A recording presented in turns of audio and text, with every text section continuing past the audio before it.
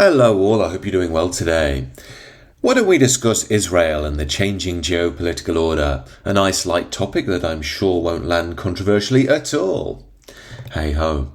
Now before I get going, I do have to say in this video I'm not promoting any hatred towards any group, any violence or cruelty. I know it's silly that I have to say these things, but we are in Keir Starmer's Britain, where if you don't toe the liberal line, the eye of Sauron is on you. Also on YouTube as well, which is famously quite stringent when it comes to these sorts of topics. So I would also urge you to be measured in your commentary. Feel free to criticise my takes. I'm more than open to that. More than open to being proven wrong. And also just be measured in what you're saying, because this is, again, controversial territory. So, where are we going to start? I think many people know that Israel is one of those topics that you have to approach with extreme caution if you would like to keep your channel afloat. And I know that many people have extremely strong feelings on the issue of Israel and Palestine and the Jewish people and the West and so on, the Islamic world. It all ties in together. But I have to say, starting out, I didn't really have strong feelings about any of this, if I even do now. I have come to see, though, during the Israel-Palestine issue, which originally, I thought of, like many perhaps, that this just isn't my war. I don't know why I have to get involved. My concern is Europe.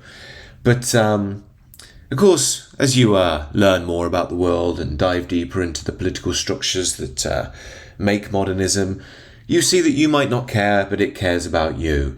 And that globalism, is a real phenomenon. And all of these things do tie in. I think it should be said as well, there are theories at the moment, one of the reasons why I'm making this video, about why there is this shifting line, especially on the right towards Israel. Now, I think I've really noticed that over the past couple of years. It was just not even really spoken about, a settled subject, perhaps as little as 2-3 years ago. It's exploded in the past year or two, with many critical voices coming up for many different dimensions to that. It's hard to put them into one box. But I think we saw perhaps the more simplistic side of that in the aftermath of the Charlie Kirk shooting. Now, as I've said on the channel before, there was quite a large strand of the online right, as well as some other dimensions in the political sphere, who were almost insinuating it was Israel. Behind all of this, they thought Kirk was very influential on the American right, especially towards young people and pushing the Zionist cause. And the theory was he was gravitating away from that and wouldn't accept, hefty payments. And so he was taken out for that reason. Now, I don't really buy that. I've explored that on the channel before, especially on the Substack. But the point I'm making, I thought that was a little bit of what you might call a low IQ take, because it just seemed to me like, the same with Islamic terror attacks. Some of them in London, happened round the corner from me when I was living in London Bridge. And, you almost see the day after everyone's seen their videos on YouTube. They've got it all figured out. Nice little neat bow. And that's the end of that one. Which to me, I thought that this is feeding into a bit of a simplistic narrative, which I'm not really buying. Now, I think the reason I'm saying this is because when you discuss these matters, it can be almost boiled down into oversimplified narratives, where I think it's a lot more chaotic than we're often allowed to see. Also, it should be said, I think it's true that there's a famous commenter on the right who likes to use the word white, and he said once, "It seems that if someone falls out of bed the wrong side, they'll wake up and blame the Jews." And I do get that. You do get people that are almost too eager to do that. And I don't think that really helps anybody. The point of this video is to try and ask some open questions about the shifting dynamics we're seeing with regards to especially how Westerners on the right specifically think about Israel. Now, again, I think it could be said that the right historically is pro-Israel, almost by default. I don't even know if I'd really solidly call myself right-wing in the traditional context. I certainly have social conservative leanings, more a right-wing romantic, but if I'm honest, more of a traditionalist, which I view as meta-political. It's a video for another time. But the point is, the mainstream right, especially the political mainstream right, is very pro-Israel. In the US, that's to a religious level, quite literally. I think it's the influence of Protestantism, dispensationalism. That's a theory, if you will, that you have cycles of history, and in the Protestant thought, the cycle we're coming up to means that they want to see a nation of Israel established because they think it's the precursor to the end times, and then that's the second coming of Christ in their eyes. So the development of Israel, loyalty to Israel, to them is a religious duty. And with that, of course, you could say there's associations with the journey of the Jews in Israel and the Old Testament coming into the modern West and so on. In the Western world, though, the rest of the Western world, I mean more Europe, the less religious side of the West, obviously there's this loyalty to Jews which stems from World War II, the line being something like, we saved the Jews from the barbarism of the Nazis, so we have common cause. And that's formed a sort of core heroic narrative of the modern West, especially for the boomer, especially the liberal boomer.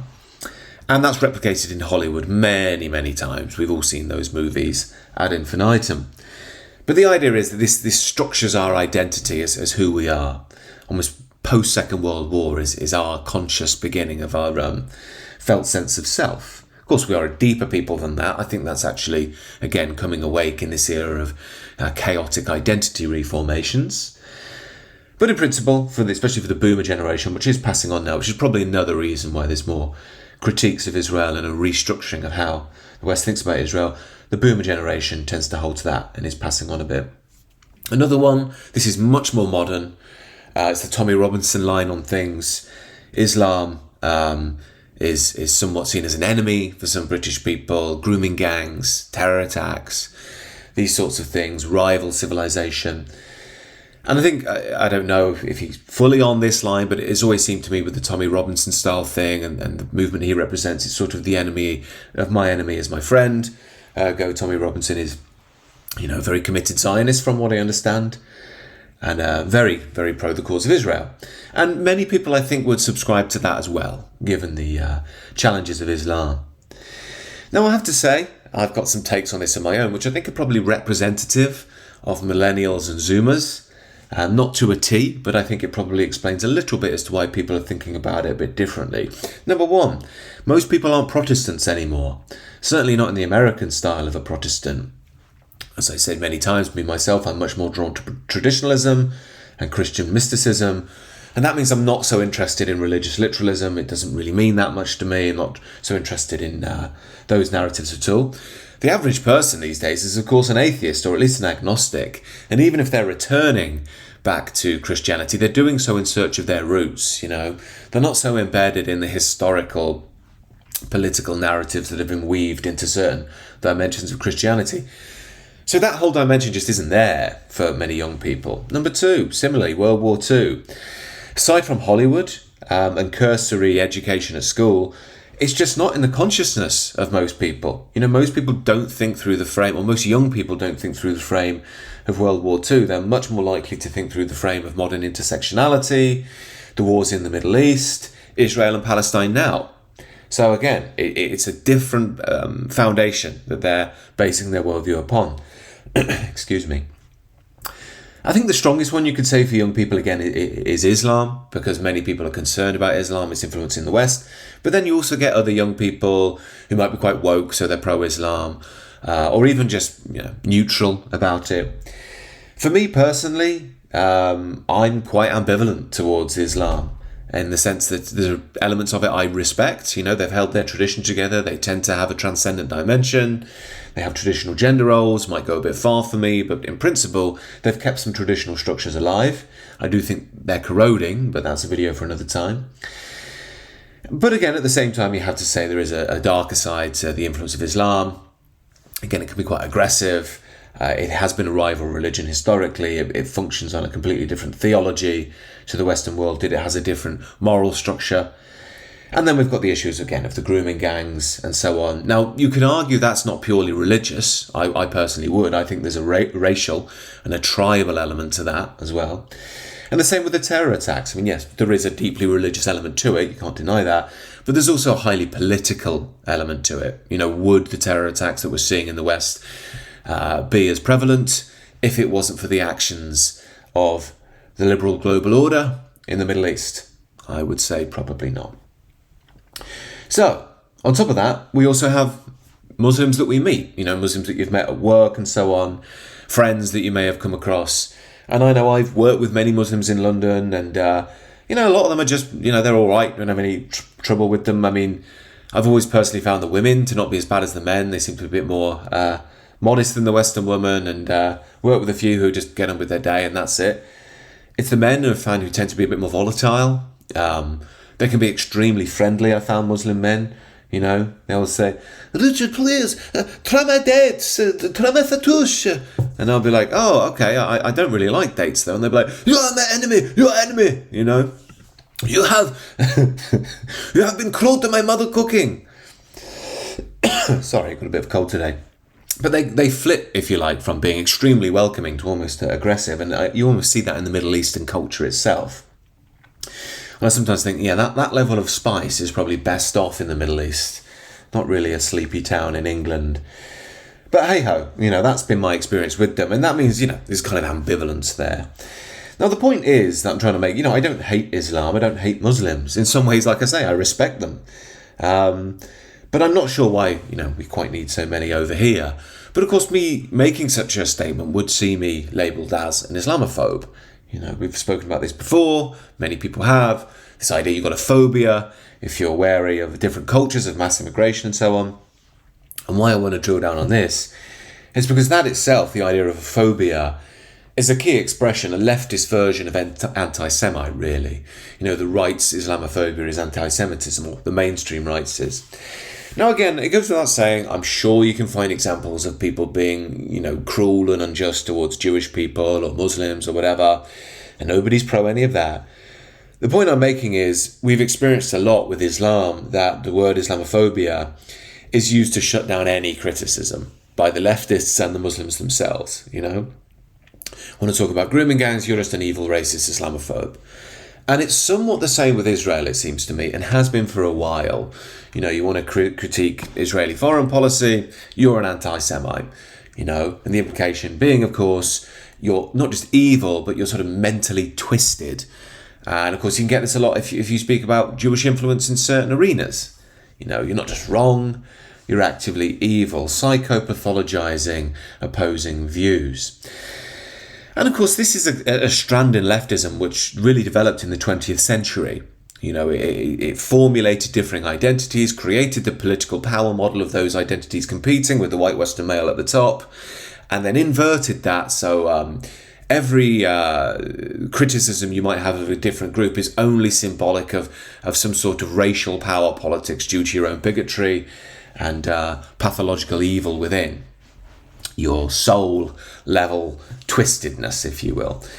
And again, it has to be said when you do look into this that thought wasn't solely, but it was quite prominently influenced by some Jewish thinkers. That's just undeniable. It's not anti-Semitic to say that, it's just historical fact. I mean, even the word homophobia itself, I think, was coined by a George Weinberg. No prizes for guessing his background.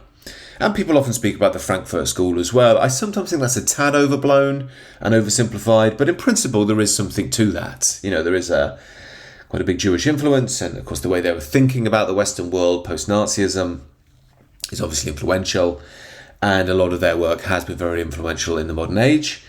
I often think, as I've said many times, the British School of Cultural Studies gets a bit of a free pass in Birmingham, led by Stuart Hall. That really, I think, gave the modern flavour of wokeism as we know it. That was big in the 80s, but it was very dormant until the 2010s. But anyway, the point I'm making here is, by no means am I saying, that all Jews are bad or anything like that. And many Jews have spoken out against the things I just mentioned. But again, the point is, it's the very fact that I have to say this is symbolic of the tyranny of the ideology. So, this ideology, of phobias and equality, it pertains to be about justice, but in reality it has this dynamic in which it controls the boundaries of thought and speech. And of course we've witnessed that en masse during wokeism, Which again, you could say there has been some intellectual Jewish influence there. Not solely, but I think there has been. Now, I think this is why there has been rumblings on the right. And there's always been, that hateful strand on the right. And again, nobody's pro that. But the question always seems to be, I think, that's coming up over the years, and I'm speaking about this as someone who's very new to this. When it comes to Israel on the right, the question is almost, are you on our side? Are you fighting the good fight? But I think that question has really started to become more and more stark because people have started to wonder, well, are you on our side? And that's something that's very big amongst the younger generations. As I say, with the boomers, not so much. It's kind of taken as read. But with the younger generations, they really are asking that question now. And I would say for good reason. The obvious example as to why is things like Epstein. I mean, are we just supposed to pretend nothing happened there? All these rich and famous people, political leaders, are going to this guy's island, who's clearly from a Jewish background, who seemingly has ties to power structures in Israel. Seemingly. And we're just supposed to pretend it never happened. Trump gets in power, says he's going to let us know all the information. Everybody knows something's gone on. Oh, nothing to see here. And if you talk about it, you're an anti-Semite. You think, well, this is just a bit odd. Just like it's a bit odd with the IPAC stuff. If you don't know that, that's a lobbying body in the States that lobby the US government. And again, it is undeniable that some Jews have done very well in finance and the media. And you can say that's for all sorts of historic socio-economic reasons of racism. They were only allowed in those industries and so on. But the reality is they do have influence, quite powerful influence. And it seems to me, and I think young people are probably fair to ask, I think we would notice if this was China or Muslims. I think people say, well, hang on, they've got quite a lot of influence there.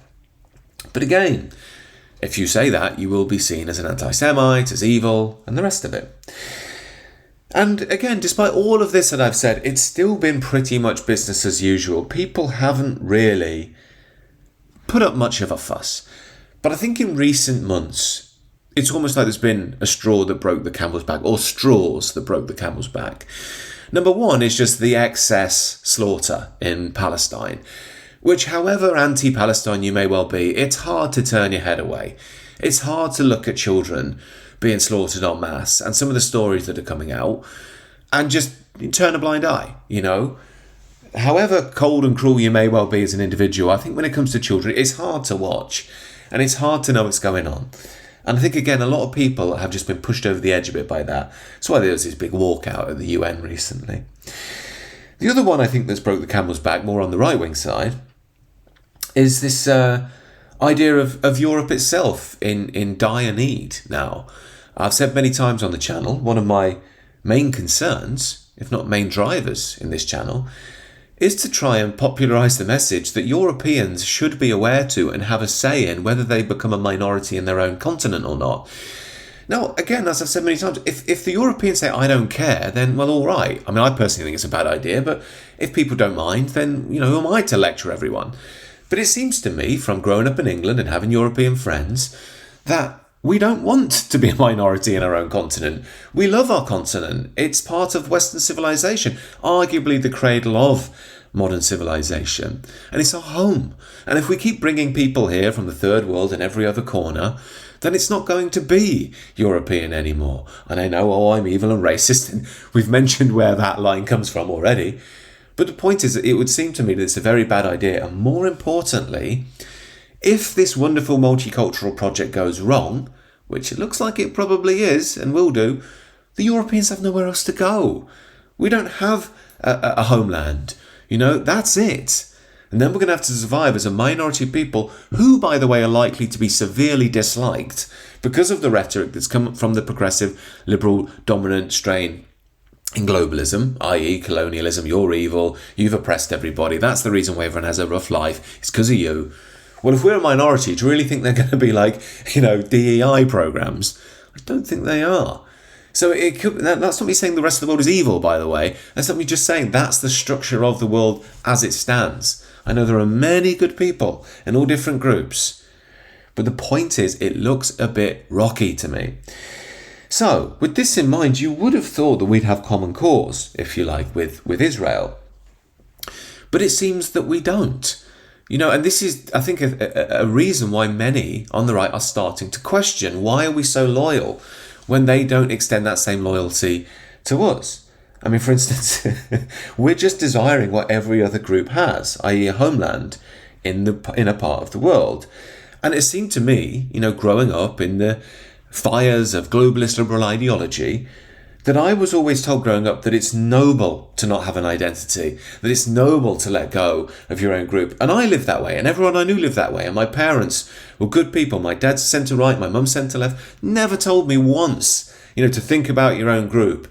Always think about people as individuals. MLK thinking, they're very good people, They thought that would mean that the world would turn into this utopia. But the older I've gotten, year after year, violent act after violent act, and you start thinking, hang on a minute, if this all goes wrong, who's going to stand up for us? Because no one else is. And everyone else seems to have their identity too. I mean, the Muslims have theirs, the black folks have theirs, the Chinese have theirs, and good for them. I don't hate them for that. As long as they're happy and they're, living their traditions and all that, doesn't mean you have to hate anybody just because you acknowledge you have your own history and tradition as a people. You can be friends for the most part, But the point is, you start to think, hang on a minute, where's our identity? What if all this goes wrong? Well, we get called woke right, and worse still, even Benjamin Netanyahu will call you woke right. Christian influencers, okay? You said, we talked about the woke right, and you said, I call it the woke Reich. That's a brilliant observation. The woke Reich, because these people, they're not any different from the woke left. I mean, they're insane, they're loonies. But they're actually meeting on some of the things. And what we have to do is we have to secure that part of the base of our support in the United States. That is being challenged systematically. A lot of this is done with money. Money of NGOs, vast. Money of governments, vaster. Okay? We have to fight back. How do we fight back? Our influencers. I think you should also talk to them if you have a chance. To that community, they're very important. And secondly, we're going to have to use the tools of battle. The weapons change over time. You can't fight today with swords. That doesn't work very well. Okay, and you can't fight with cavalry. That doesn't work very well. And you have these new things, like drones, things like that. I won't get into that. But we have to fight with the weapons that apply to the battlefields in which we're engaged. And the most important ones are the social media. And the most important purchase that is going on right now is followers. TikTok. TikTok. Number one. Now, this is an example of why Netanyahu is coming across so badly at the moment. Not only is he calling people on the right woke right for wanting exactly the same things that he pushes for in his own country, but he's openly talking about influencing US culture, which at a time when, basically it seems that TikTok is being sold off to Israeli investors, you do wonder about the influence that he might be talking about. Further to this, it's very risky for him to engage in such rhetoric, given the situation in Palestine. Many people are on the edge with regards to their once loyal support to Israel because, to be honest, it's just going too far with what's happening out there, if not gone too far by quite a while.